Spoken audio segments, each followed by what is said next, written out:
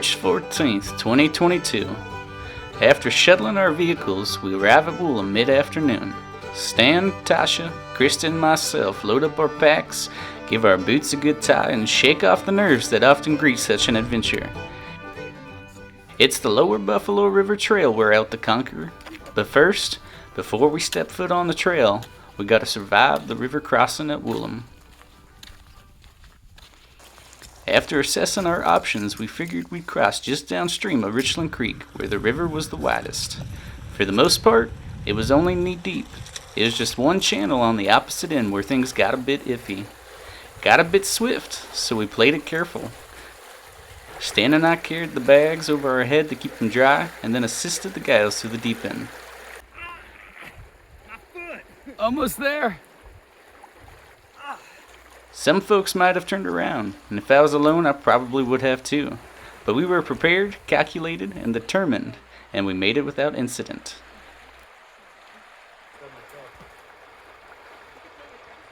After we were all across safely, we took a moment to dry our feet and reflect on the thrill we had just experienced. The adventure was already getting off to a good start. Now to make it on to the trail. The Lower Buffalo River Trail is a 43-mile section of the greater Ozark Highlands Trail system that goes 270-ish miles from Lake Fort Smith all the way to the North Fork Lake. It's still a work in progress, but once completed, it'll be a 320-mile hike. Starting at OHT Mile 164, we set on down the trail and then began the climb out of the Richland Creek Valley.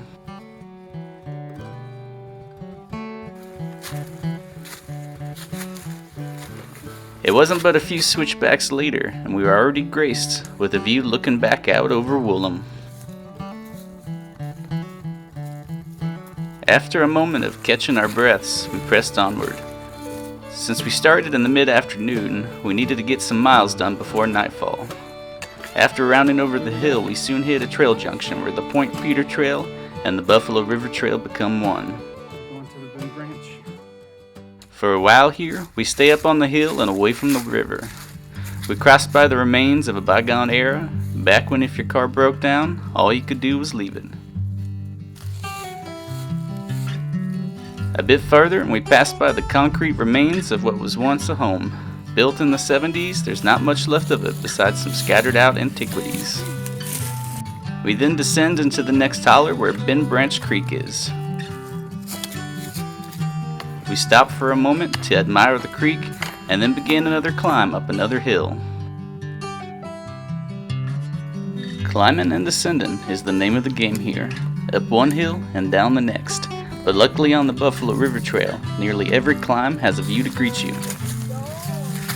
Only a half mile up the next steep hillside and we were on top of Dave Maine's Bluff looking out over the river. That's Jameson Bluff on the upriver side, and Margaret White Bluff on the downstream.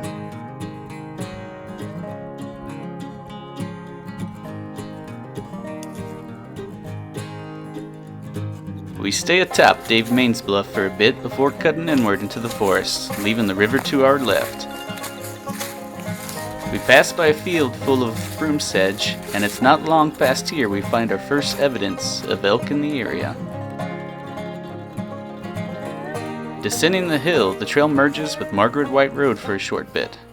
2/10 of a mile later, we leave the road and come upon the Slate Branch Cemetery.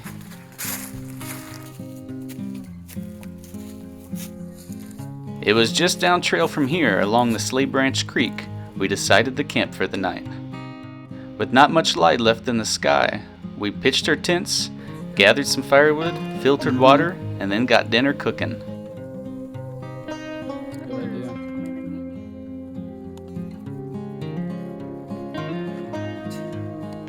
We enjoyed our time around the warm fire, because we knew the next morning it was going to be a wet and chilly one.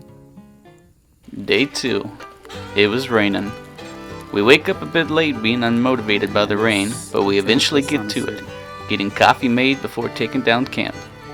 After getting the packs loaded up and one more cup of coffee in us, it's back to the trail. And because we can't buy water, it means there's a hill ready to greet us first thing.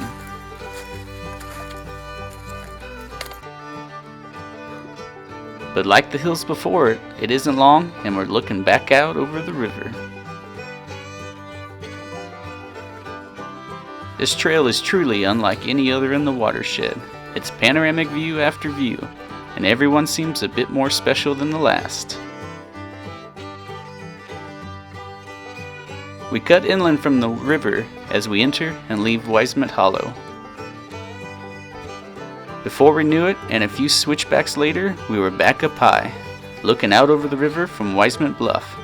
And man, what a view it was.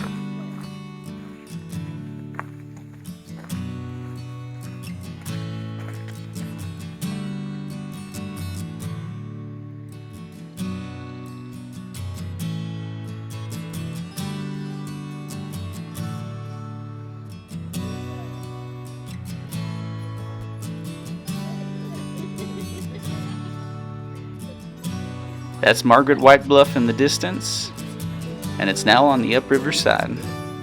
After taking a moment here to truly appreciate the view, it's time we get back to hiking. For a while here we stay up high, leaving view of the river as we round over another hill. Just a couple of miles later and we hit Peter Cave Road. The trail and road are now one and the same for the next 3 or so miles, and here on the road, way up on the hill, we get a lookout from atop of Peter Cave Bluff. And let it be said, this view needs no explanation.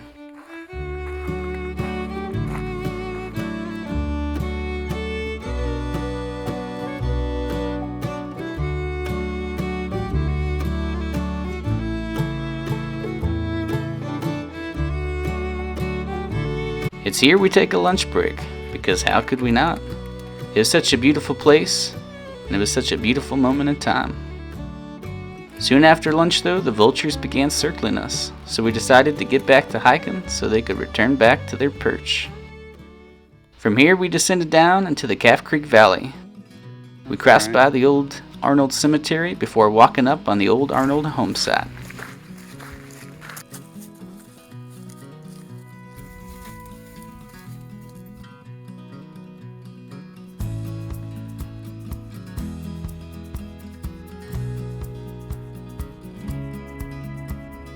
And then it was on down to Calf Creek.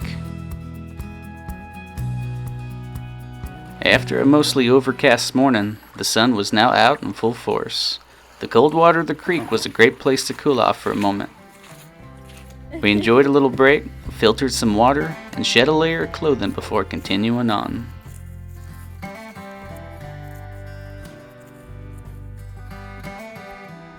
We then climb our way out of the valley, looking back over Calf Creek one last time.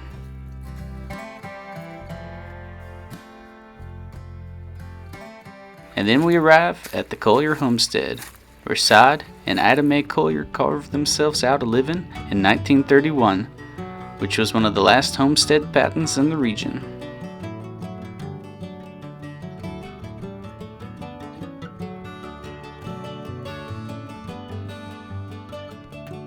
From here, we rounded over the hill, crossed the road leading down the Tyler Bend, and began the gradual descent to Grinders Ferry. Here we passed through an actively managed woodlands. You can tell fire had been reestablished on the landscape because of how open it was. And oh boy, the woodpeckers were absolutely loving it.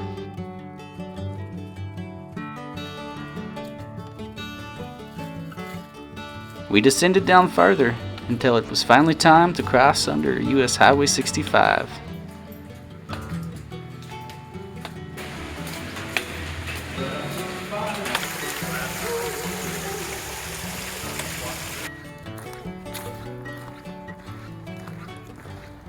Not long after crossing underneath 65, we arrived at Grinders Ferry. Here we found a vault toilet, a sunny gravel bar, and a view to satisfy the soul. It was everything we were needing, so we decided it was here that we were calling home for the night.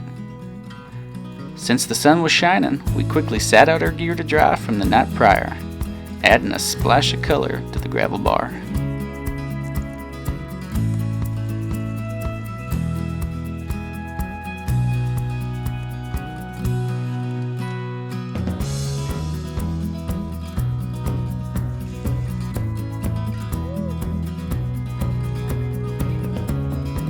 And as the sun began to set behind that western sky, we finally got camp set up. It was a day of wonder. With so many climbs and bluffs and wide panoramic views behind us, setting up camp here was truly icing on the cake. It's a feeling you can only know by doing it, and it made our souls satisfied.